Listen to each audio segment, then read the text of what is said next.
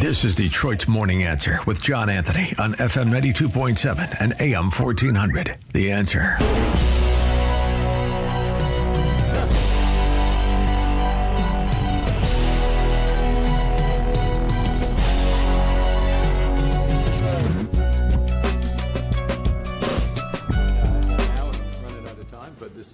Many respects the most important.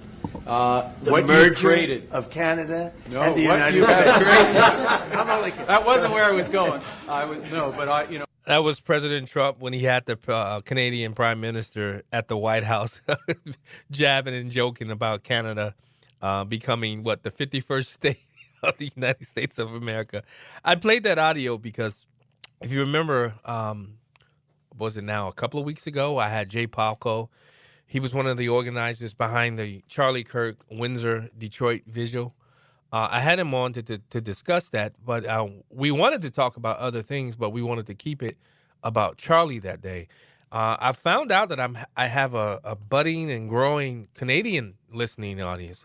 Shout out to all the Canadians that are listening right now. Thank you so much for tuning in. Jay Palko, welcome back to Detroit's Morning Answer. Hey, good morning. How's it going? Thank you for having me back. No problem. Now, I do know that. I mean, did you get a kick out of President Trump teasing the Canadian Prime Minister about the merger of Canada and the United States? Well, yeah. I mean, that's President Trump being President Trump, I guess. But we in Canada want to be Canadians, so I think we are patriotic like you, and we like Canada. With the borders the way they are, I would say a lot of us. Yes, there are some who are rather upset with Carney, but I would say overall, Canadians want to remain in Canada. We'll put it that way. Yeah. Now, I do want you to provide us an update about the Windsor-Detroit Vigil because I thought it was powerful in its simplicity. I sat and I watched the whole thing. Yeah. I was sharing the live feed everywhere I could. What did that night tell you about the hunger for truth among ordinary people on both sides of the border? Yeah, I would say that hunger is strong. And one thing I shared too that night was that, really people's rights, freedoms, and their desire for the truth knows no borders or flags. And we find that a lot of people, even some of the protesters, were complaining, saying, you're not even American. But that's the point that we were making too, though, is that our American brothers and sisters, we love them, and we believe that they love us as well. Yeah. And yes, we have our differences, but we believe that people followed Charlie Kirk because they like what he stood for and what he championed, and that he did strongly represent for the truth. And I think that hunger, like I said, knows no borders or flags. Yeah. I do recall that last time we talked, you talked about you said Canada is in a political and moral collapse in some areas. When you look around today, from parliament to the classroom, what stands out most about the country's decline? Wow. There's so much there. That's a lot to unpack, John. But I would say for me, it is, and I said this in my speech as well, that we have turned our backs on God. We have rejected our Christian heritage, and I actually started my speech with with kind of a funny, we'll call it a confession, that I'm a white Christian male, and proud of it. And I think we need more Christianity in our government. And that not to say that Christians don't understand that your spiritual journey is a relationship between you and God. But we need to get back to honoring God. And so that's one thing that I did to ground it, was to remind people what it says in our Constitution, in our Charter of Rights and Freedoms that's entrenched in it, and in our Bill of Rights, that we are a country that acknowledges the supremacy of God and the rule of law. And that overarching preamble, if you will, to how our Constitution is supposed to be set up and what our country's heritage actually is, that's what we need to get back to. I think that is the biggest problem, is that we believe that, it's a humanist state government is who can determine what is right and wrong, and that God is not the ultimate authority in what is right and wrong. Yeah. And that has caused the trouble, like you said, from all the institutions, from whether it be from Parliament to the classroom, and that is, I would say, the biggest problem, and that is rotting us away from the inside out. And I'll tell you, the moral collapse sees no border, because that's some of the same things that we are suffering from here in America. Mm-hmm. Now, you've also fought your own battles with local school boards. What happened, and what did you learn about how deep this woke ideology goes? Yeah, if you don't, can I give a quick shout out, please, for the vigil, because we had. It was very well attended. It was extremely respectful and peaceful. The participants were excellent. Even the protesters, they did well to not interfere too much. The Windsor Police did an excellent job controlling traffic and keeping us safe. It was very well attended. Hundreds. We filled the Up Gardens, and it was an excellent event. And it was reported on by our media, and so I'll give them credit where credit is due. Some was a little bit light on what they reported. Didn't really share the juiciest bits, but that's okay. That's our media. But we had 6 speakers, a lead singer, a guitarist, a choir, and I think we really did well to honor Charlie. But to bring attention to God and his faith and what actually empowered Charlie to do what he did. So just wanted to give that quick shout out because it went very well. Yeah, and, Elliot and Sherry, right? Volunteers. Elliot and Sherry were two of the people that really made this come to pass. Yeah, exactly. Elliot was very good at networking us and being involved throughout, and Sherry Jones, she was the one who got it started. Patsy, also had the idea at the beginning, but Sherry and I, we definitely were co-organizing it throughout and getting it done with a team of people. Kept asking, "How can we help?" So that's a testament in itself. People kept saying, "How can we help?" So we had, a couple dozen volunteers. Wow. It was great. It was pretty. It was an excellent time, and God really watched over us and kept us safe to be able to freely enjoy the event, and it went very well. And I just wanted to give everybody a big thank you for that. Oh, good. I love it, man. Now the education. So, sorry. Back to the local school board. So you wanted me just to share a little bit of background of what's going on here? Yeah, please. Yeah, so since 2021, there's this regulation called RAD 65. It's gender identity and gender expression in schools. So the Greater Essex County District School Board is our public school board, and they are looking to revise this regulation. Now, it started out with keeping secrets from parents, meaning if a child wanted to change their pronoun, their name, their gender, the school staff administration would not need to share that with the parent, no matter the age of the child.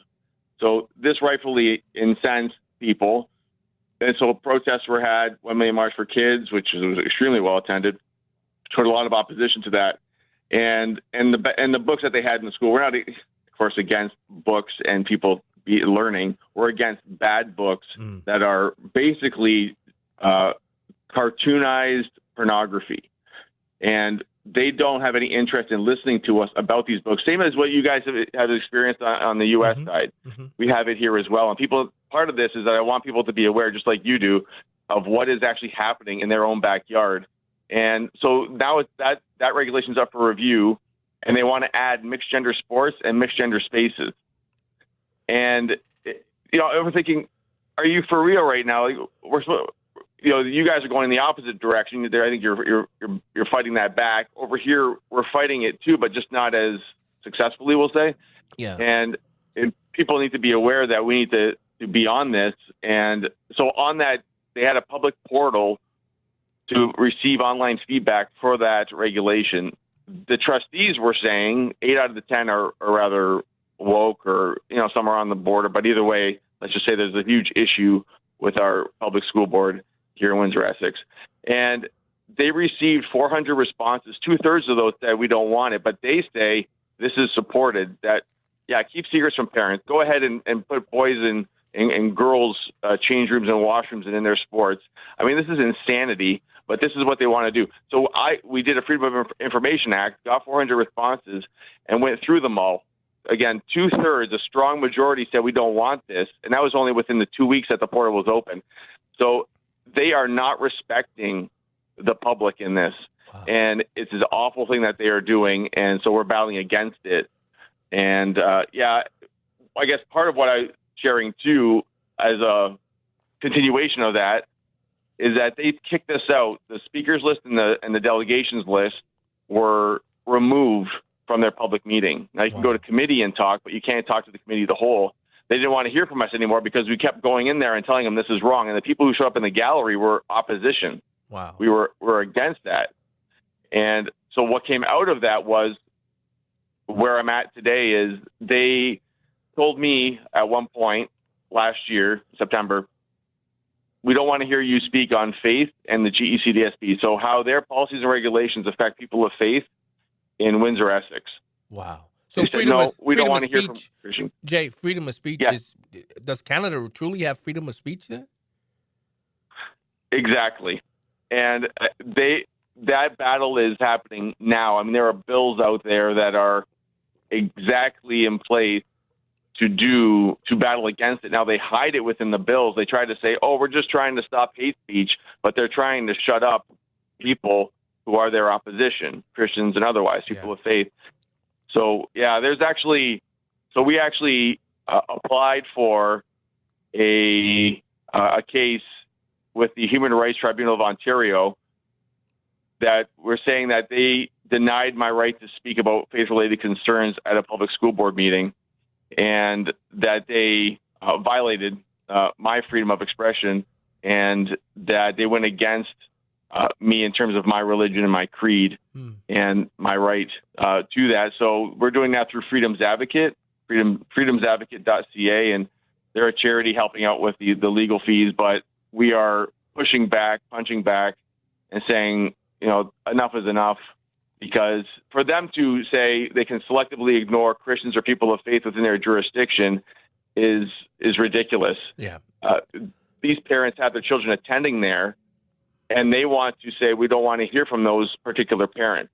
Well, we're saying that's not good enough, and so that's why this application has been made, and why we're pushing back. Now, Jay, in America, we know some of the bad actors in our or some of the alleged bad actors, like George Soros or even Bill Gates, and a lot of the money and how they use NGOs to fund a lot of this woke ideology. Who's behind that in Windsor, Ontario, or in Canada? Who's the person that you can look to say? Because I mean, America, we've been fighting this battle for decades now. It sounds like it's slowly creeping into Canada. Who's the person responsible or groups responsible for a lot of this woke ideology that's coming in, the suppression of free speech, things of that nature? Yeah, and I would say it is creeping in, but I would say they're trying to rush it in, actually. So I hear what you're saying, but it depends. It's all about how much resistance there is. And so, but they're trying to push it in. As far as who's behind it, that's an excellent question, but I would say, the Liberal and NDP governments they're atrocious, in my opinion, and I would say that the people who call themselves conservatives, and sorry to my friends out there who are in these parties, but not sorry, they're not doing a conservative job.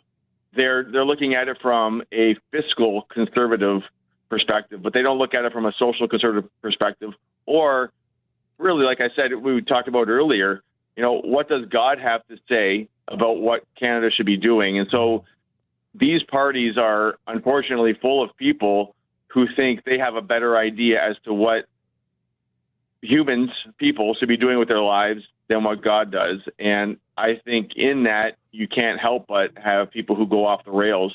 And so our Liberal government and our PC government here in Ontario, they started this back in, 2008, Ben Levine, who was convicted on 3 counts of child pornography. He wrote the sex ed that was implemented in 2015 or so by the Kathleen Wynne provincial government in Ontario.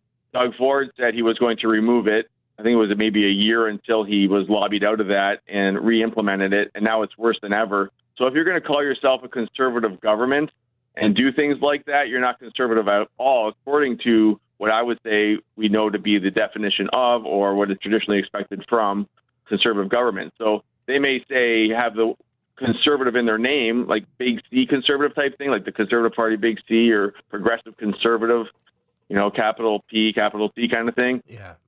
but the parties themselves are not representing conservative values. You can't tell me that you're going to say, well, we're going to try to balance the budget with, which, by the way, Ontario is in an awful fiscal position, financial position, but ignore things that have to do with, the sanctity of life or the innocence of children.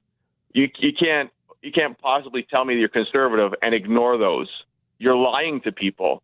You're misrepresenting. Wow. And that's what's happened, and there's a lot of people who are upset. So I would say a big part of it is it's coming top down from within our government, people who are more interested in politics than people and who want to have power and influence instead of representing the people that they are supposed to be serving. Yeah. Jay, Canada has, I believe, some of the most permissive euthanasia laws in the world. They even allow medical assistance in dying. They call it MAID, I guess, for those with mental illnesses. How did a nation that once valued life arrive here? Well, we've taken God out of our schools, our government, and we have also, in all honesty, our churches have, I believe, watered down the gospel and what is actually the biblical truth about what it means to live as a Christian, to be an ambassador of Christ. That has not been communicated well from the pulpit. Mm-hmm. And I'm not here to attack any particular pastor, reverend, at all. And I am saying not all of them are bad. I'm not saying that at all either. We do have a remnant of good pastors who are doing their best, who stood up. You just had your prior interview there where you're talking about, with the COVID years, what I call clown world. And so, but what happened was the leaders, the spiritual leaders melted away during that time, and they didn't stand up. They really believed that there was a desire to obey man over God, to go along to get along, to comply. Mm-hmm. And we are not called to just comply. We do need to respect authority, of course. That says that very clearly in Romans 13.